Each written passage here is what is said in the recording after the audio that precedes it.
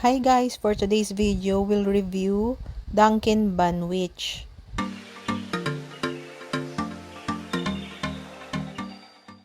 So, ang particular Banwich flavor na in-order ko is bacon cheesy mushroom. So, ito ang kanyang blue wrapper on the outside and it's made of soft bun with some sesame seeds and ganito yung itsura nung sandwich sa loob.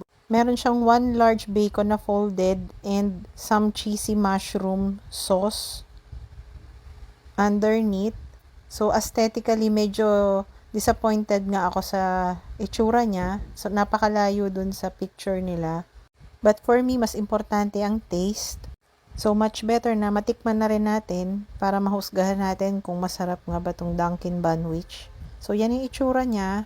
So, parang for me, hindi ako satisfied sa pagkakaluto ng bacon. Gusto ko medyo light brown ng konti. And yung cheesy sauce niya is parang cheese pimiento lang ng cheese whiz na nilagyan ng mushrooms. So, that's according to my observation sa nakikita ko, guys ha. Maybe mas ma-judge natin pag natikman natin yung lasa niya. So, let's take our first bite. Cheers!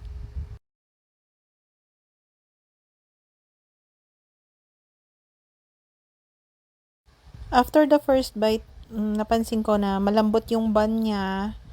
And ninanamnam ko nga yung lasa niya. And for me, medyo natabangan ako. And medyo bland.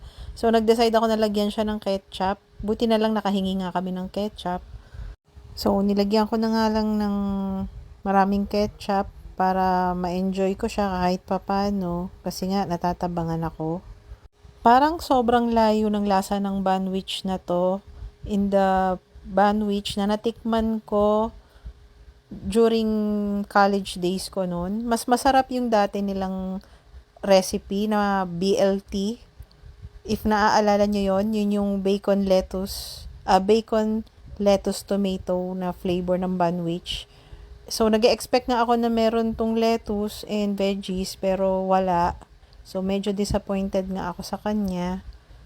So, kinontinue ko na lang yung pagkain kesa naman masayang. So, yun lang naman yung according sa taste ko.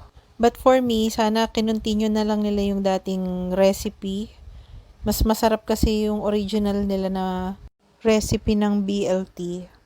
Di ko lang alam sa ibang flavors, guys ha. Kasi meron pa silang ham and cheese and tuna flavors.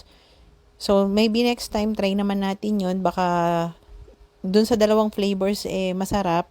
But if you will ask me kung itatry ko siya ulit next time, maybe not. Siguro when it comes to Dunkin', mag-i-stick na lang ako to donuts. Since favorite ko naman donuts nila, especially yung Bavarian Field. And ang rating ko for this particular Banwich is 4 out of 10.